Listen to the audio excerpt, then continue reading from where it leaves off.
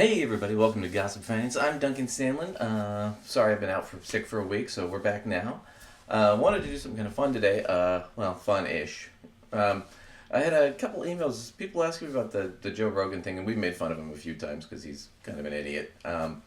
But people were asking me what's going on with that. In the election, well, he did endorse Donald Trump. A lot of young men voted for Donald Trump. That was kind of a big swing for him. Especially since Gen Z tended to be more liberal, and then that was kind of a big shift. And a lot of it was a lot of young men decided, that they voted because they saw Donald Trump or heard Donald Trump on Joe Rogan's podcast. But to kind of get into what happened here and what's going on, I kind of wanted to cover this. Oligarchy did a bit here, and he was covering this book called Fearless Speech, and I just want to cover a couple quick clips from this just to get a taste of what's going on here. Because what's really happening is Joe Rogan got bought out by billionaire, a couple billionaires. But that's what happened. But I want to sort of set the stage here. So here's Ali Velshi. Trump's election win, along with his cabinet picks, who's who of unqualified loyalists and a handful of conspiracists, only underscores that the real winner of this year's election was the algorithm. It's only intensified the debate over whether the First Amendment's protections are adequate in a world where the proverbial town square is monopolized by wealthy elites. Our current understanding of the First Amendment's free speech clause comes from early 20th century Supreme Court decisions, including one from Justice Oliver Wendell Holmes, whose famous concept of the marketplace of ideas, the theory that a free and open exchange of ideas will allow the best ones to prevail simply on their merits. But that theory has been increasingly tested in the digital era, where information is filtered through algorithms deliberately engineered to prioritize profit or perhaps nefarious messages over truth. And arguably, the First Amendment falls short because it was never intended to protect those who can't afford the megaphone. Justice Holmes' famous assertion that there is no such thing as a false idea, which went on to influence later cases and supports a maximalist approach to free speech, meaning the more speech, the better. Well, and Holmes, that was his position on it. But Velsh's right. If I own the press, then I get to decide kind of what you hear, what information gets to you, which allows me to control propaganda, which is a lot of what happened recently in the election, is who controlled the megaphone. And a lot of the social media stuff was controlled by the right, because that's where all the money was. So we're going to get into this. He's talking about this woman's book, but I wanted to get into just this section here. Has been despised and violently suppressed throughout American history. In the 1830s, for example, abolitionist literature, one of the first radical speech movements in America, was violently suppressed by Southern legislatures. The 1873 Comstock Act banned content related to women's sexuality and reproductive health under the guise of protecting public morality. That law, by the way, is still on the books and could be used against women again very quickly. Black Lives Matter protesters were tear-gassed and jailed. According to Franks, quote, the First Amendment's mythical status as the uncompromising guardian of free expression for all is the product of historical revisionism, selective attention, and limited imagination. What has been protected in the United States above all is not fearless speech in the service of equality, but rather reckless speech in the service of racial and gender hierarchy. While great strides have been made over the centuries to transform Americans' false claim of democracy into a true one, the original ruling class has done everything it can to resist this. The values of white male supremacy and the speech that reinforces them have always received heightened protections in our society. And so I think that's a great point, because historically, when you talk about the abolitionist movement to get rid of slavery, heavily suppressed by the wealthy, especially slave owners, right? You can see why, women's rights, heavily suppressed by the wealthy that didn't want that. Talking about just the civil rights movement, heavily suppressed by the press and the wealthy that owned it. People forget these things. Everybody thinks about Martin Luther King Jr. being all peaceful and everything, but there were a lot of riots involved with his protests and his marches. And the other thing that was involved with that is they blamed him, right? And they did this whole "he's no angel" thing. All the same shit they did with Black Lives Matter, they did to MLK. It's all recycled. It's all old shit. So the question then comes down to like the what happened to Joe Rogan thing, right? Well, here I want to clip Luke Beasley, who was asking this same question recently too, and I saw this while I was researching this. Tuning into his podcast sometimes and hearing a guy who was open to different point of views and who often was more skewed in the liberal direction, but of course had his more culturally conservative streaks because of UFC and eating an all meat diet at some point and stuff like that. But it wasn't the overt pro MAGA stuff that we're seeing all too often on his massively influential podcast now. And so again, the big question that people will ask is what the heck happened to him? And you have to see this video that was put together, a compilation of old Joe Rogan. And you'll see a couple minutes into it, him just destroying Trump for the reason that I beg people to go after Trump for. And he does it in that sort of Joe Rogan type of way, just casually going, no, Trump's like terrible. And what happened to that? I'll explain. We'll go through it. But first, let's watch this. While you are, please do click that subscribe button. I really believe if Michelle Obama runs, she wins. She's good. She's great. She's the wife of the best president that we have had in our lifetime. I've never voted right wing in my life. I consider universal basic income a really good idea. I want free college education. Take it easy. Hello, Bernie. How are you, Joe? Wonderful. Pleasure to meet you. Nice to meet you. I like Tulsi and I like Bernie. That's it. Oh, yeah? Everybody else can eat shit. Look at you, fucking progressive. Yeah. I think I'll probably vote for Bernie. I think he's looking out for the interests of the working people. And I think he wants people to have a better life and do better. And I'm all for that. And if that means I have to pay more in tax, like people think, oh, you're a socialist. I've heard people say that. Oh, you're a fucking socialist, bro. Like, first of all, he's not even a socialist. He's a democratic socialist. It's a different thing. I would like to spend more in taxes if they could fix inner city communities and take these poor neighborhoods and throw a fuckload of them. Spend more, you fucking Republican piece of shit. 87% of scientists said that human activity is driving global warming. I'm very pro-choice. I'm very women's rights, civil rights, gay rights, trans rights. I'm even universal health care. Obviously, this protected status is driving me crazy. This thing that Trump's doing with children that were born in other countries and then brought over here as children, and then they're talking about deporting them. That drives me fucking crazy. Yeah, that's that kind of shit. And the hard right version of that is despicable. These people that I see online, why didn't they apply for citizenship? Oh, who knows? Maybe because they're fucking 13. I don't give a fuck if they broke the law. You don't take parents and kids and separate them. You just fucking don't. You know Alonzo? No, who's that? A funny comedian. Yeah. He goes, not all Donald Trump supporters are racist, but all racists are Donald Trump supporters. He definitely awakened that side. But the January 6th thing is important. See, it is important, And but is it the 6 months later? Should be the ruling number one conversation of a journalist? I think it's really important. And one of the reasons why I think it's important because it highlights the reasons why a guy like Donald Trump is so fucking dangerous.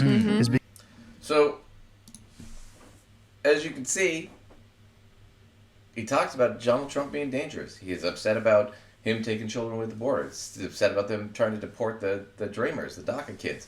He used to be pro-LGBTQ trans rights. He used to talk about how he was good friends with Eddie Izzard, who's, I don't know that he was transgender, but he's definitely transvestite. But yeah, I mean, talks about all this stuff. And very, very left-wing. Universal income, free college. Now he's absolutely against all this, huge Trump supporter. What happened? Because this was 2018. What happened between 2018 and now? Well, actually, it started to happen back in 2020. And the thing that happened in 2020, well, he started getting on these guys from the intellectual dark web guys that ended up all being, hacks and crazy conspiracy theorists. And his views started to go up, and then he got a huge contract, $100 million contract from Spotify. So he went from being worth $3 or $4 million to being worth over 100 overnight. And Spotify is owned by two billionaires in Sweden. One of them, Daniel Ek, is really famous for a paper he wrote in Sweden where he wants to lower the tax policy so he can overwork and underpay his employees. I mean, I'm not kidding you. He wrote a paper about that in Sweden. That's who he works for now. That's who's writing his paychecks. So now, that's what happened. You want to know, how does a guy go from being 46 and liberal to being all of a sudden he's 48 and he's a right-wing nut job and he doesn't care about deporting children, and he bashes trans people all the time now when he used to be a big supporter, and he's big pro-Trump. I don't know if Joe Rogan has, daughters or anything, but he's supporting a rapist. There's what changed? $100 million. That's what changed. He sold out. The guy doesn't have any spine. That's basically the whole thrust of this. I've got some more stuff we're going to go through, but here's Luke Beasley talking about it some more, but that's essentially all that's gone on here. He got bought out. Now, is he doing it on purpose? Is he a grifter? I don't know. I don't really care. I think he's mostly just an empty vessel. I think he'll regurgitate whatever the last person said to him if he gets paid. And I don't think he cares who he hurts in the process. I don't think he thinks about it. That's what I think he is. He's a useful idiot. We talked about this before, NBC News. Voters who say they follow politics closely lean more significantly Democratic. So you have follow closely goes 5 points in Democrats' direction. For do not follow politics closely, you are 14 points in Republicans' direction. So that, I think, is the thrust of the argument here. Is what was the influence that he had, and why was that important in the election? People that don't follow politics closely, a lot of these younger people, they're getting it from podcasts. People in their 20s. They don't read the news, they don't read the papers, they just see the podcast. And so all they know about Donald Trump is what they saw on Joe Rogan. And Joe Rogan kissing his ass and endorsing him. And that's all they know. And that's how they voted. People that follow politics closely tend to vote Democrat. People that don't, that know nothing about what's going on, tend to vote Republican. Why? Because they control that space. That's why it's such a big point. That's why he's talking about there's a difference between 5 points if you follow it closely, 14 points if you know nothing about it, because they control all that space. And the reason is because it's guys like Daniel Ek, who owns Spotify, who's worth billions of dollars. So he's going to push his interests on these shows. That's why all the top shows in Spotify, all the top podcasts are all conservative. It's like Joe Rogan, Tucker Carlson. You go down the list, they're all conservative. So I think there's maybe one, like Call Me Daddy. I think is the only one that isn't. But for the most part, they dominate that space, and then they get a ton of money. So that's what's going on when you talk about the election and what's going on with Rogan. I did want to go into a couple clips from him because I think it's fun to watch the comparison when I was going through this. So this is Joe Rogan in 2018, and we watched a little bit of this before, but I want to watch a bigger section of this clip where he's talking about child separation. So this is under Donald Trump and Tom Homan, who's now his immigration czar, going to be his immigration czar going forward. Tom Homan and Stephen Miller, who's also going to be in Trump's, I think he's going to be in the cabinet somewhere. But those three together, they did the child separation policy. So when families came to the border and they were asking for asylum, they would separate them. They'd take their kids away, put their kids in cages for 6 months to years, and traumatize the shit out of those kids. And then what would happen is we'd go through this whole process of trying to find these kids and all this stuff later on, and we're still missing like 500 to 1,000 of them. Can you imagine that? Somebody takes your kid away and just they're gone, and you have no idea where they are, what happened to them. But he's ranting about that here back in 2018 after it happened. And then we're going to watch a clip of him with J.D. Vance, where J.D. Vance is pitching the same kind of thing. He's not saying it out loud, but he knows that that's what it is because he ranted about it forever back in the day. So he's voting for the same guy, Donald Trump, and he's talking to J.D. Vance, his vice president, to basically talk about immigration and what the need is for all these policies again. And Rogan agrees with him. So he goes from vehemently disagreeing with this to agreeing with it. I just want to watch the comparisons. It's just astounding to me. Interrupt people in stores, get a crowd together, don't let them be safe in public because you disagree with their policies. woo, this is getting crazy. And I know one of the policies of the immigrants, the children of immigrants being separated from their parents, which I'm 100% with you. It's immoral. It's disgusting. It saddens me that it's even considered an option. Yeah. It makes no sense. I don't give a fuck if they broke the law. You don't take parents and kids and separate them. You just fucking don't. It's disgusting. There's other ways around it. If you're saying, well, they shouldn't have broke the law. Maybe they shouldn't have broke the law. You don't get to do something that's 1,000 times worse than crossing a line in the dirt. That fucking imaginary line in the dirt, crossing that is nothing in comparison to your crime of stealing a baby from its mother. That's fucking insane. That's not America in 2018. That's just insane. And we wouldn't be doing that to Canadians, okay? If Canadians came over here with their beautiful, cute, blonde-haired kids, we're not stealing them from their fucking parents. And that's one of the reasons why it's sick. The whole So he hits on that, man. It's horrible. It's racist. It's terrible. So there you go. I think that's amazing that he's changed so much on that, because he's now talking to J.D. Vance about it later on, and we're gonna go to that clip here in a second. And he's doing the same sort of shtick, only he's agreeing with everything J.D. Vance is saying, knowing full well that this is what they're gonna do again. And he can't tell me he doesn't understand that. But he does know that, and so it's amazing to see the shift.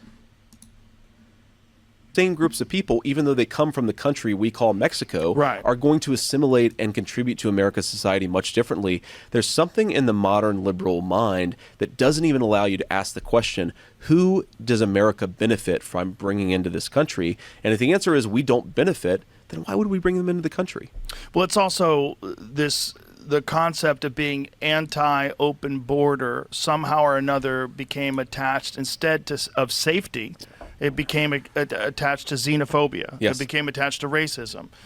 And when you confront people and say, do you know that Venezuela is literally opening their prisons and instructing people to just cross into America? Yes. Like, no. When you tell That's a lie too. But that's the thing, is now he's bought into all this.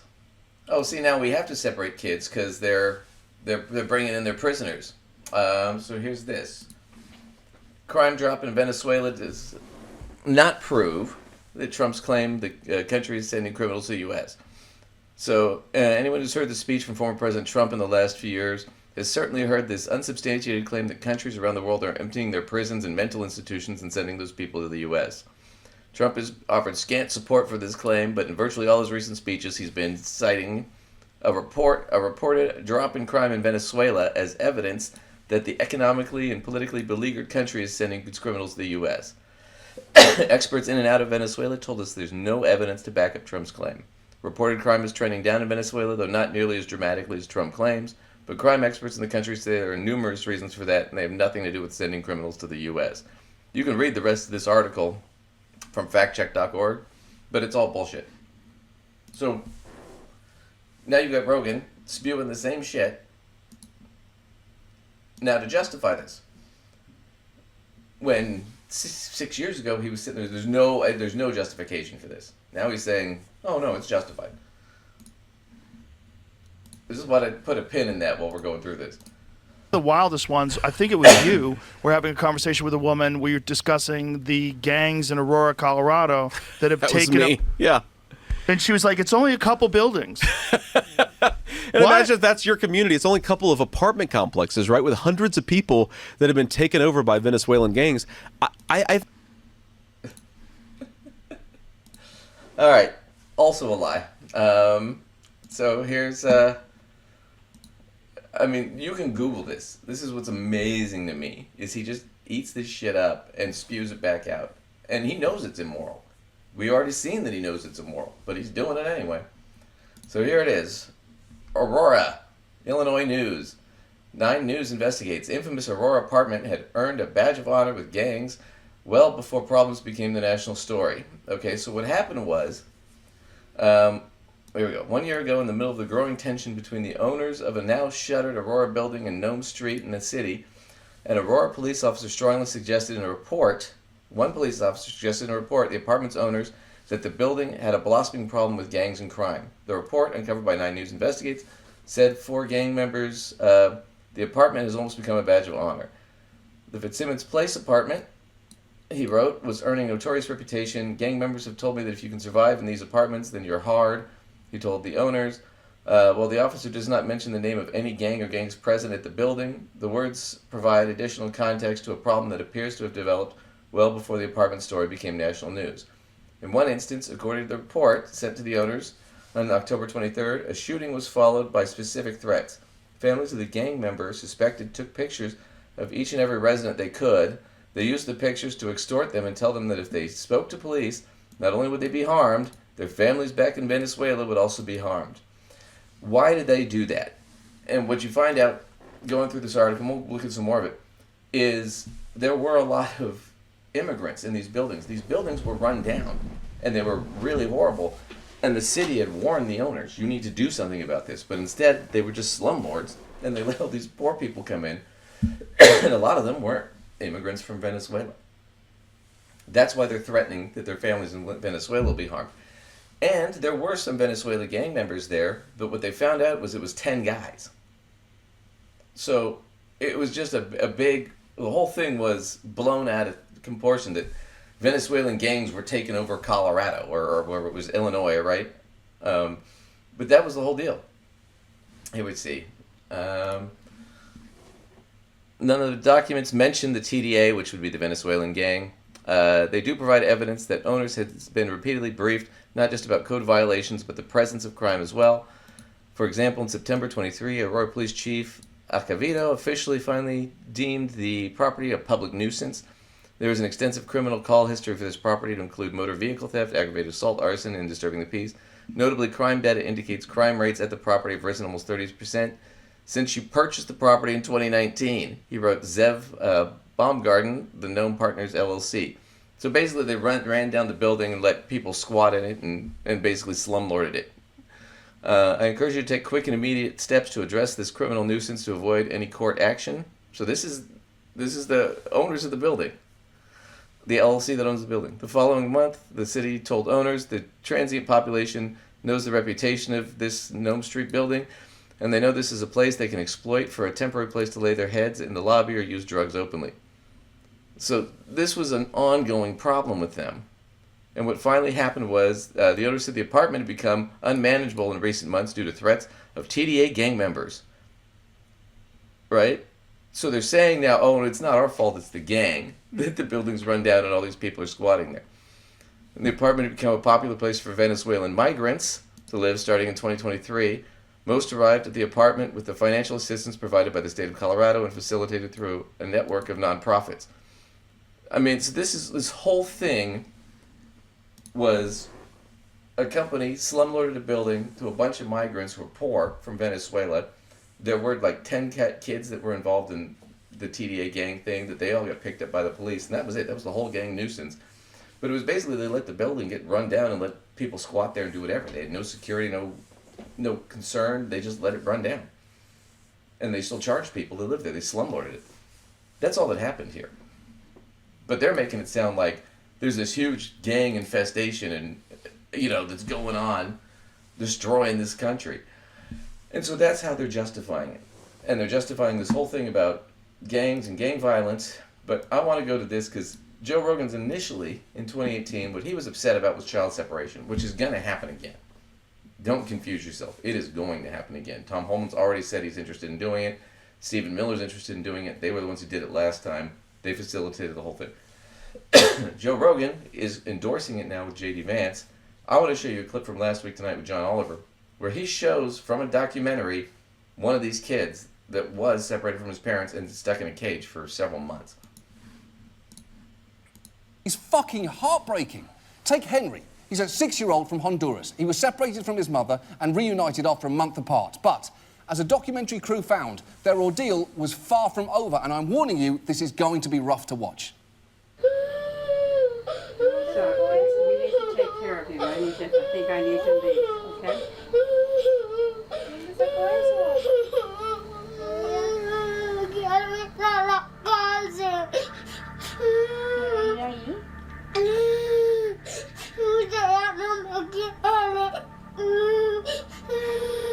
¿Quién te ha dicho que no te quiero? Mi mamá.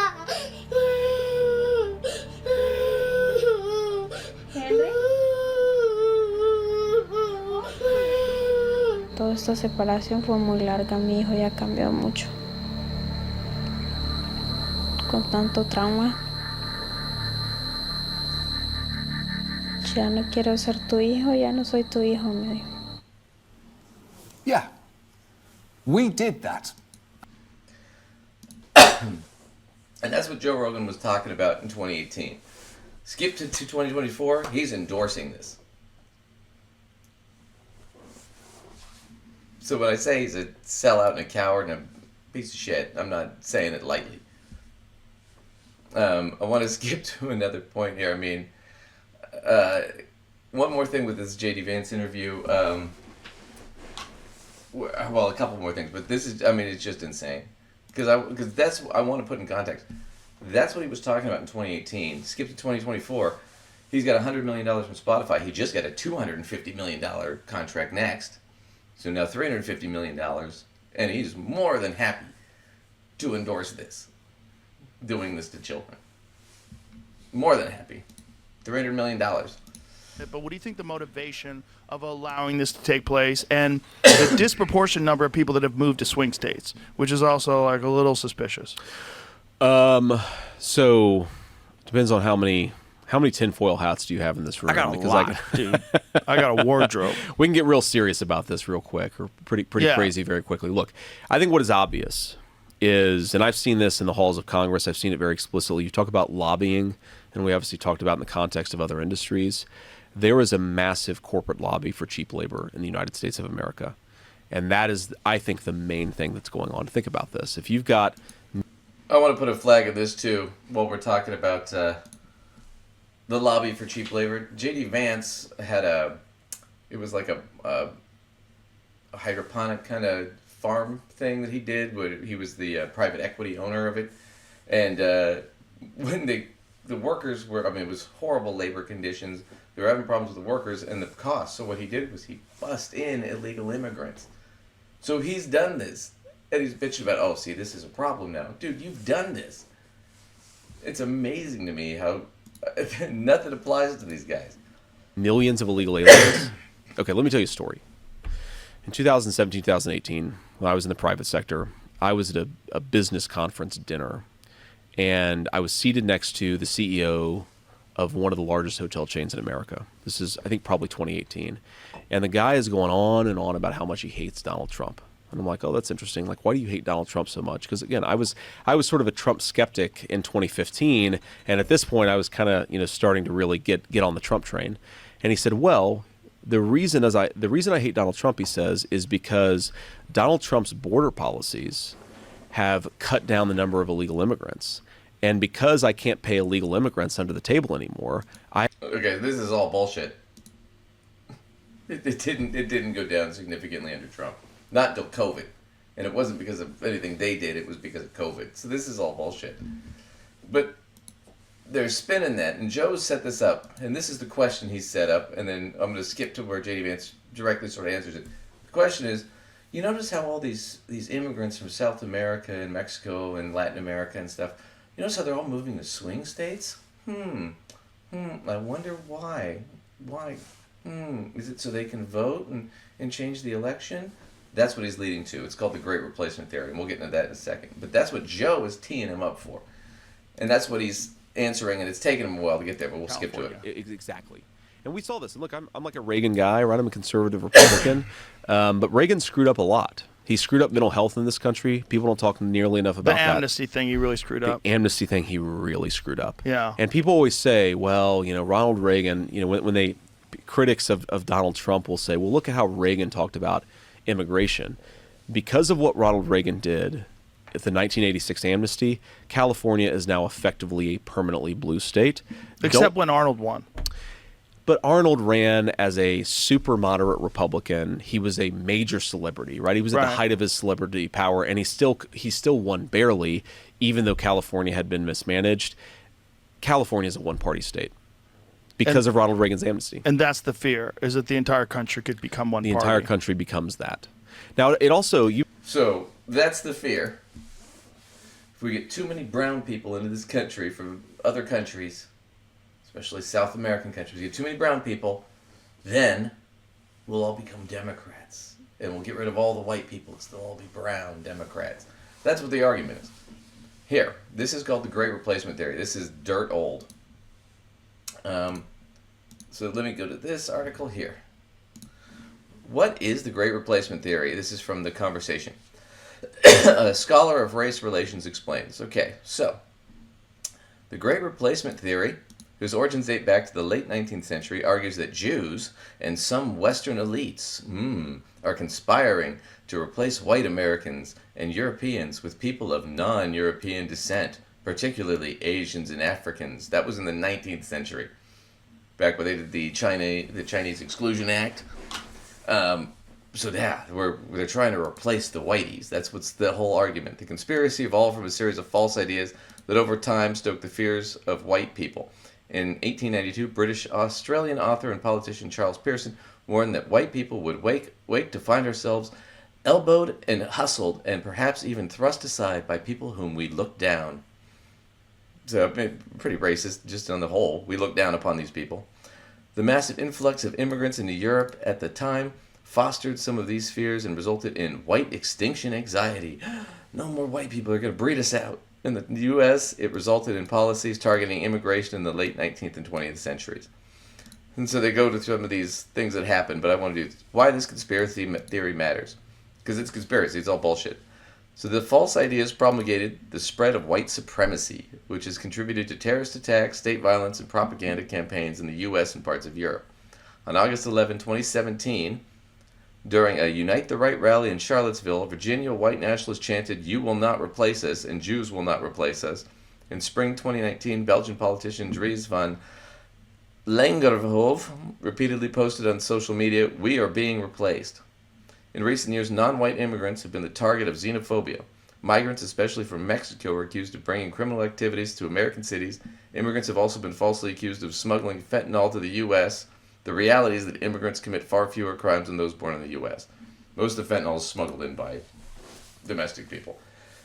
So, once again, just to hammer this argument home, 6 years ago, Joe Rogan, hey, the immigration policy is deporting all these people, the DACA kids, family separation, that's all horrible. It's wrong. These are terrible people. You just don't do that. To, well, they're all criminals and they're replacing the white people, so maybe we should. And the only thing that's changed in 6 years is Joe's $350 million richer. So why did Joe Rogan change? I think it's a pretty obvious answer. He changed because of the money. He got bought out. But it even got worse. So recently, I don't know if you guys have heard this, but the war in Ukraine and Russia has changed. And a lot of things have happened recently where Biden went ahead and okayed the Ukrainians to fire missiles across the border into Russia at military targets, and they've demolished them. It's been a phenomenal campaign. On top of that fact, I think France and Poland also authorized them to use their weapons. So they've been doing this. They've attacked the Russians now on their own soil just to cripple their military. But there's more going on to this. Putin then fired a missile back. It was like a medium-range missile, and it was like a test missile, and it didn't really do anything. And Joe Rogan's going to talk about that, and we'll get to that in a second. But I want to get to this first so you understand the context, because Joe could have taken the 5 minutes I did to look at this up and, 10 minutes to read the articles and everything, but he didn't. So here's national interest and Ukraine and Russia's collapsing home front. Okay, Western observers are neglecting important developments. Judging by what's being said on the Russian home front, Putin has already lost the war. He's lost the front. And the only question is what face-saving measures can be extracted through a settlement. So Putin is pretty much lost. And we'll go a little bit more through this, but I'm just going to jump into ahead and go, Ukraine now controls the front. The Russians have lost over 600,000 troops. Or not dead, but casualties. Either dead or injured. That's more than died in the Civil War. That's a huge number of people. So Russia invades Ukraine. For those of you who don't know. Russia invades Ukraine. Why? Because Putin thinks that Ukraine belongs to Russia. When Russia belongs to him, so it's all him, right? He gets over 600,000 of his own people either killed or severely wounded, tanks the economy, because we put sanctions on them and other countries have put sanctions on them because they invaded a sovereign nation. Tanks the economy, people are starving, Russia's for shit, you can't get, I mean, it's hard to get sugar in Russia, things are so bad. And he's starting to lose the war, and people are pissed in Russia. He needs to have some sort of way out of this where he can save face.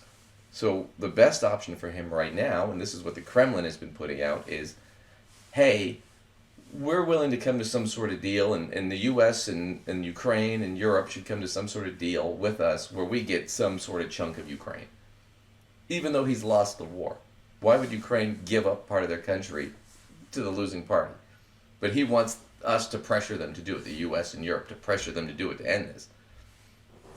So that's why he fired the missile, because he's trying to stoke fear. But that's what's going on. So, since February 24th, 2022, when Russia's forces poured into Ukraine, Western observers and governments have concentrated their attention on the fighting front. Intelligence agencies in Britain, Poland, and the Baltic countries, and the United States have provided their governments with steady updates on the action, while independent bodies like the Institute and Study of War in Washington have done as well or better for the public at large.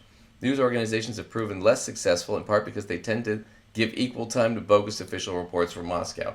So he's in a propaganda war to tell his people that, no, this is actually going well when he's lost. Meanwhile, over the same period, Western governments and the press, neglecting Napoleon's mot that armies proceed on their bellies, have largely neglected related developments on Russia's home front. The few Western journals still functioning in Moscow self-censor in the hope of preserving their accreditation and visas, so they can't say what's really going on, or they'll get kicked out of Russia, and they'll lose their position. Their work is further hampered by the fact that nowadays few Russian officials consent to being interviewed, because Putin's trying to keep this under wraps so his people don't know what's going on. A bold and subtle-young Russian, Daniel Orain, has filmed man-on-the-street interviews, but most of his subjects also engage in prudent self-censorship, because if they say anything against the Kremlin or Putin, they'll be arrested. So the West has largely missed, if not ignored, these developments on Russia's home front. But following the statements of Russian online bloggers, both official and unofficial, as well as C-SPAN-like coverage of Russia's Duma, does offer some compelling insights into the debates that are starting to effloresce over the country's future. An official Russian war correspondent, and this guy, I can't pronounce his name, recently reported that Russia does not control the front. And Yurik Divich, a Duma member and friend of the jailed chauvinist Igor Girkin, opined it is now likely that the enemy will take a major Russian city. The enemy being Ukraine, will take Russia, even though Ukraine's, the country being invaded. In the same vein, another guy, Andrei, chairman of the Duma Committee on Defense, declared that black days have begun for Russia. Even more blunt is the hard-nosed commentator Sergei Martin, who declared, enough of the lying, victory is not in sight. Meanwhile, a loyal ally of Vladimir Putin named Oleg May declared on October 29th the very concept of Ukraine should not exist, but it does, and as a result, hell has begun for us all. So, Russia's basically lost, and Putin's looking for a way out to save face. And that's what's going on right now. And that's why I think Biden was okay with, go ahead and fire weapons in there. And let's see if we can just crush them and get them to just give up. But the Kremlin has been pushing this whole thing about, no, we gotta save face, we gotta do something. So here's CNN, and I want to just cover this real quick. Just moments ago, Russian President Vladimir Putin announced that a Russian strike in Ukraine was carried out by, quote, an experimental non-nuclear ballistic missile which has a medium range. A U.S. official made a similar assessment earlier today after Ukraine accused the Kremlin of firing an intercontinental ballistic missile, a weapon designed to deliver long-distance nuclear warheads. These are new photos obtained exclusively by CNN showing the missile debris in the Ukrainian city of Dnipro. We want to get a military perspective now. Joining us is retired Lieutenant General Ben Hodges, former commander of U.S. Army forces in Europe. Sir, thank you so much for being with us. I do wonder about this distinction. The Kremlin saying this is an experimental medium-range ballistic missile. How is that different from an intercontinental ballistic missile? Well, Boris, first of all, the ICBM, Intercontinental Ballistic Missile, that name evokes something that makes people think of the Holocaust, World War III, nuclear Holocaust, or World War III. And I think that got out and got people overly excited, which of course is exactly what the Russians wanted in the beginning. Now they're saying, oh, well, it's this medium range, not an intercontinental ballistic missile. And also it looks to be, I mean, it's been labeled as experimental. I think that's because it looks like it was not very effective. It clearly was not carrying a nuclear warhead. And when I've looked at the video of the pieces or the warheads that did impact around Dnipropetrovsk, it did not cause much damage. So it's hard to say how it.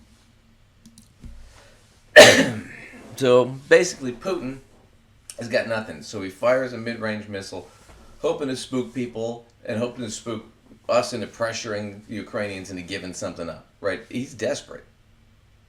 He is super desperate right now. So that's what's going on. So Putin's pretty much lost. Now, because Joe Rogan is paid for by the right wing, and he's in that bubble now, Joe Rogan's going to spew all of Russia's talking points on his show. Just to back up what I'm saying, that he's basically bought. What I don't feel safer is right now they're launching missiles into Russia. Yeah. How are you allowed to do that when you're on the way out? They fired an intercontinental ballistic missile for the first time ever. Okay, let me set this up for you real quick so you know. So let me qualify that because I took this video from somebody else, but it wasn't intercontinental. It'd have to go between continents. Intercontinental. It was just a mid-range ballistic missile. But we'll get into this a little bit because Joe's just going to go into this crazy rant that's basically on Russia striking Ukrainian territory really is nuanced. Let me skip ahead. With another clip speak to them. The world we're living in now, and that's L.A., and that's New York, and that's a lot of places that got fucked up by incompetent people. I don't know. I just feel safer knowing, like... Pull this microphone with your face. I feel safer knowing that Trump is in office. I do, too. I feel great about it. Like, I just like... What I don't feel safer is right now they're launching missiles into Russia. Yeah. How are you allowed to do that when you're on the way out? Like, the people don't want you to be there anymore. There should be like some sort of a pause for like significant actions that could potentially start World War III. Maybe that would be a good thing that we would like to avoid from a dying former president. Okay, so the first thing that was the whole point. That was the whole Russian argument is, hey, this could start World War III if Ukraine doesn't back off and come to the table and give us part of Ukraine. And that's what Joe's going to argue. And that's what he does argue here. And that's what he's basically done. So let me skip ahead to where... Let's see if this is in better. Russia head on. Come on. Putin is terrified. F*** you, man. F*** you people. Zelensky says Putin is terrified. F*** you, man. F*** you people. You fucking people are about to start World War III. Yeah, it's crazy. Russia fired a missile today. I feel like they fired an intercontinental ballistic missile for the first time ever. It's the first time one of those has ever been used. Which is a lie. It was a medium-range missile and it was a dud. It was experimental. But he's basically saying, fuck the Ukrainians, who, by the way, are the country that's been invaded and who's just repelled the invader. And he's saying, fuck them, because Putin's now starting to threaten them. Well, what are they supposed to do? Roll over and die? Because Joe Rogan doesn't feel comfortable? I mean, this is my point. And I'm going to end on this whole thing, but the guy has been bought and sold already. So when you ask me the question, what's happened to Joe Rogan, that's what's happened to Joe Rogan. He got bought. He got $350 million. He now works for a billionaire. And he's into the right-wing shit. That's why he's spewing all this. That's why he's flipped all of his positions. Because now he needs that because he wants to maintain his wealth and his money. And he's got to keep kissing ass to do it. Now, I'm not saying he's necessarily a grifter or he's doing this consciously. It might be that he's just so stupid he believes the last thing he heard. Or he believes whatever's being told to him by whoever's paying him. I mean, he's just a useful idiot. But either way, he doesn't have the spine or the fortitude to go check it out. And so he just lies on air and says, yeah, well, they're firing intercontinental ballistic missiles. We're looking at World War III. No, we're not. Immigrants are coming in from jails from Venezuela. Venezuelan gangs are taking over Colorado. No, they're not. None of this is happening. We shouldn't jail kids. We shouldn't put kids in cages because they're immigrants. Oh, well, maybe we should. $350 million later, maybe we should. So here's Kiev clapping back in the Kiev Post. American podcast host Joe Rogan lashes out at Biden, Ukraine leadership. In explicative-laden comments, the podcaster said Ukraine's use of American-made missiles on military sites in Russia used for firing at civilian and military targets in Ukraine will lead to World War III. American podcaster Joe Rogan slammed outgoing President Joe Biden for greenlighting Ukraine's use of long-range weapons on military targets in Russia and Ukrainian President Volodymyr Zelensky for using them. Zelensky says Putin is terrified, Rogan said. Fuck you, man. Fuck you people. You people are about to start World War III. Since the start of this full-scale invasion, Russia has been firing its missiles at Ukrainian targets, both military and civilian. However, despite knowledge of the location of Russian airfields and ammunition storage sites from which Russia launches strikes at Ukraine, Kiev had been unable to return attack on the targets with the missiles provided to it by its allies. However, following a recent escalation of Russian missiles and drone attacks, plus news that some 11,000 North Korean soldiers were joining Russia's war effort against Ukraine, good. After months of lobbying by Ukraine, Biden extended permission to Kiev to fire American-made ATACMs missiles at military targets in Russia. There's evidence that the UK may have also permitted Ukraine to use its long-range Storm Shadow cruiser missiles against invading Russian forces. In an attack with no reported casualties, on November 19th, Ukraine fired ATACM missiles at an ammunition depot in Russia's Bryansk region. On November 21st, Russia responded to Ukraine's escalation by striking an alleged military facility in Ukrainian city of Dnipro with an intermediate-range ballistic missile, IRBM, dubbed Oreshnik. Meanwhile, U.S. President-elect Donald Trump has vowed to end Putin's full-scale invasion of Ukraine within 24 hours of coming to office. How he intends to do that is unclear. Of course it is, because he just makes shit up. Some, including Zelensky, have expressed hope that Trump will help bring about a just peace for Ukraine. We'll see. But he's got to at least pretend to be hopeful. Others worry that under Trump, the U.S. may pursue an appeasement policy with Russia similar to the one British Prime Minister Neville Chamberlain had pursued in a failed attempt to avoid a war with Nazi Germany. So, that, I think, is an interesting paragraph.